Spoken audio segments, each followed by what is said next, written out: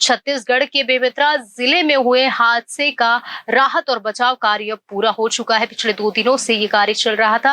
राहत और बचाव कार्यों के बाद कलेक्टर ने कहा है कि 8 श्रमिक लापता है। धमाके में मानव शरीर के अंग मिले हैं, जिसकी पहचान के लिए डीएनए टेस्ट किया जाएगा।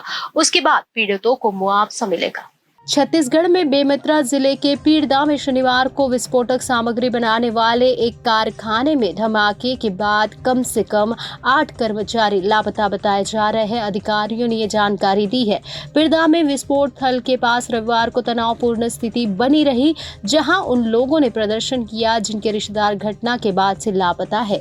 शनिवार को बेरला विकास खंड के पीरदा गांव के पास स्पेशल ब्लास्ट लिमिटेड नामक इकाई में हुए धमाके में कम से कम एक व्यक्ति की मौत हो गई और 6 अन्य घायल हो गए। बचाव दल को घटनास्थल पर मानव शरीर के अंग भी मिले हैं।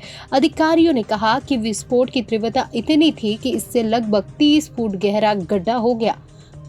बेमेतरा के पुलिस अधीक्षक रामकृष्ण साहू ने कहा, 8 श्रमिकों के परिजनों ने पुलिस में शिकायत दर्ज कराई है कि वे कारखाने में विस्फोट के बाद से लापता है। उन्होंने कहा कि विस्फोट स्थल पर मलबे से मानव शरीर के अंग बरामद हुए हैं और बचाव अभियान खत्म हो गया है।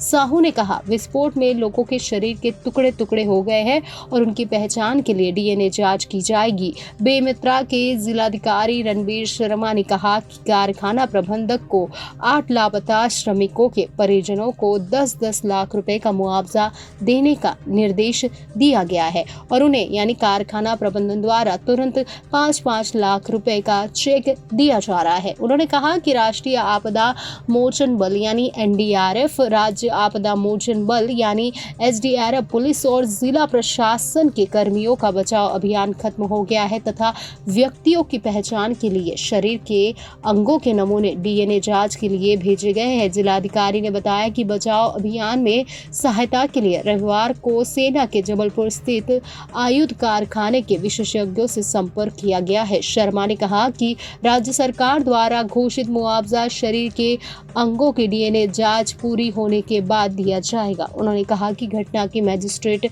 जांच के आदेश दिए गए हैं और जांच के बाद दोषी पाए जाने वालों के खिलाफ आगे की कार्रवाई की जाएगी। बोरसी, पीरदा और आसपास के अन्य गांव के लोगों ने कारखाने के सामने तंबू लगा दिया है और प्रदर्शन कर रहे हैं। तनावपूर्ण स्थिति को देखते हुए कारखाना परिसर के आसपास पुलिसकर्मी तैनात किए गए हैं।